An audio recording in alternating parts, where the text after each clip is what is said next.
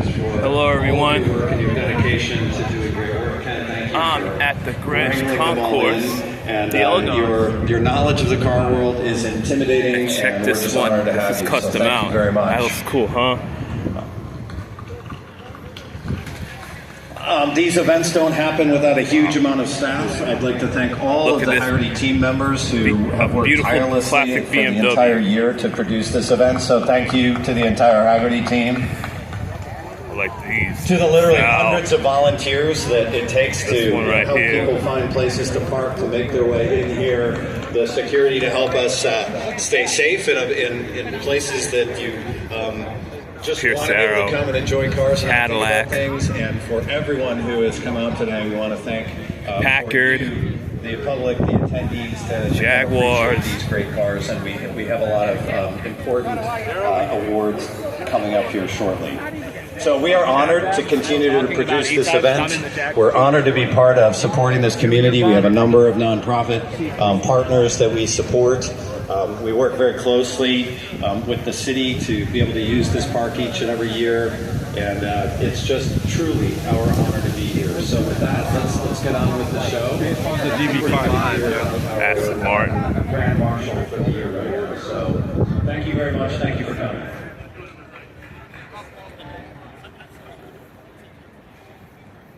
Well, before we get to our Grand Marshal, I just would like to acknowledge Justin's newfound knowledge of two-letter state abbreviations. You're doing very good. Oh, look at this.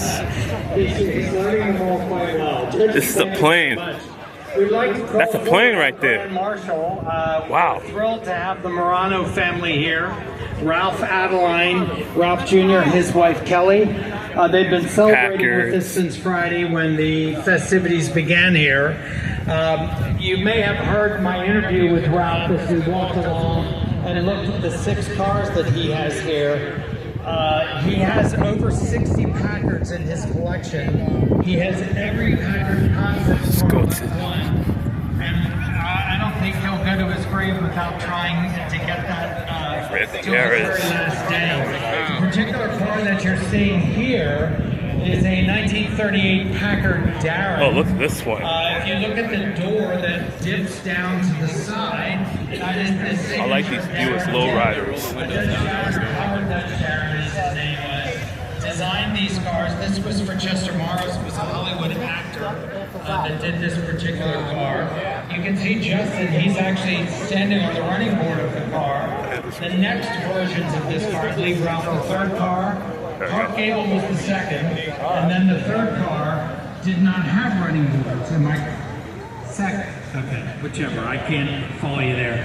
Did not have running boards. I love this story because Clark Gable, who had the second one of these, he would be driving down the streets in Hollywood, California, stop at a traffic light, and women would jump up on the car and get on the running board. And he couldn't pull away back and sit, not in the car. So the Darren later Look at the Ferraris. And Ferraris.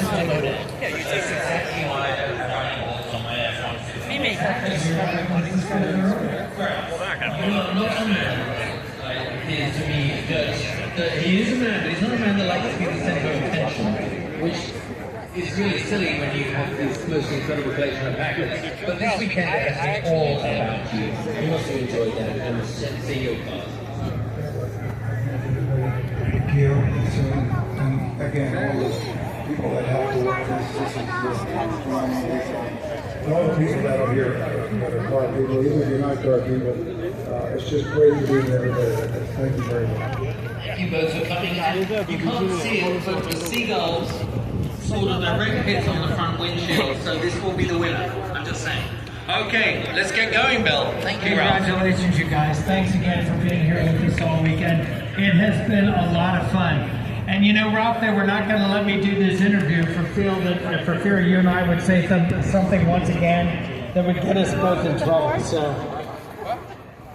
thanks again, guys. Check out these Tucker. Okay, it is time. The skis are pointed down the hill. Let's go. Best in class in the range strongest motorcycle is the 1997 Ducati 916 motorcycle from the petrol vault, Ellertown, Pennsylvania.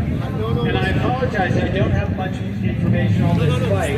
This bike was acquired 4 years ago, was brought back to factory standards with period-correct modifications. You know a little bit about bikes. Do you know anything other than that they have two wheels and they're very fast, which is about my knowledge of motorcycles? Well, John Lawless just took me through the bikes over there. I did not acknowledge John Lawless. John 66 Porsche 912 prototype, two-door coupe from Spindrift Classics. Wow. New Jersey. That looks gorgeous. This is hot. The 912 came out actually, which was announced in 1963. Porsche continued production from 1956 through 1965, and they were in fact simultaneously being a. Look at this one right here. And it was used to test out many of the features, and it has unusual production Town and Country. features that were not common to the 912. Gorgeous, gorgeous, gorgeous, gorgeous, gorgeous. Very unusual car and very unique. And Got the the Apollo. color combination that you see there is also correct. The color's like sand beige with that. I believe that's Irish green on that hood, which were both colors that were offered at that time. Very interesting and unusual car. Glad to have it here in the field. I love this class. Best in class, it must be tough to judge the Art Deco Streamliners, and winning in that class, the 1935 Chrysler Airstream C6 two-door convertible, marked on a keystone from Westfield, New York. I'm glad you're getting to see this car because we had an airflow, if you were with us earlier, up front, in front of the stage, talking about the airflow. When Chrysler introduced its airflow in 1934, the car was so radical in terms of its design, it almost literally sunk the company. Classic BMW. So they came up with this Airstream, which was introduced in 1935. But while still very streamlined and still very much Nice. appearance, was a bit more mainstream. Oh, look at this Cadillac. Wow. That's so amazing. So we really do not know how many of these actually were built, but there's a belief about 6 or 8 of these were built in total. Got the Hennessy. And this is one of the only remaining example that we know of to this day. Interestingly enough, the designers of this car were Got this Ray G-Wagon. Dietrich, who was, of course, a designer for Packard, and also Norman Bell Geddes. Norman Bell Geddes did railroad locomotives, which were very common at the time. That you had designers that did not only railroad locomotives, they did automobiles. And this is one of those examples of a very, very cool car. Best in class in the pre-war classics American. This stunning 1932 Duesenberg model chain, disappearing top convertible coupe from the Murphy coach. McLaren, Viper. Oh, look at this. Corvette C06. Pagani. Bear in mind, this car was announced literally weeks before the Wall Street crash and the depression that ensued following. E.O. Ford owned the company. He hired the Duesenberg brothers. Lara. Said, I want you to build the best car made in the Look at world. this. Cost me damn. I don't care what it costs. At this time in 1929, it was Austin Healey. $435. This car, without the body, was $7,500. So it was for the rich and famous, the Hollywood elite, moguls of industry and whatnot, and that was who purchased the cars. This is so cool. Absolutely cool. In Hollywood, where they were flamboyant and started out, but the cars are oftentimes hidden because So amazing to see one of these. how wealthy they were that they owned one of these cars, which is why Sign so it many off. of them have survived to this day. As I said, there were 475 chassis produced.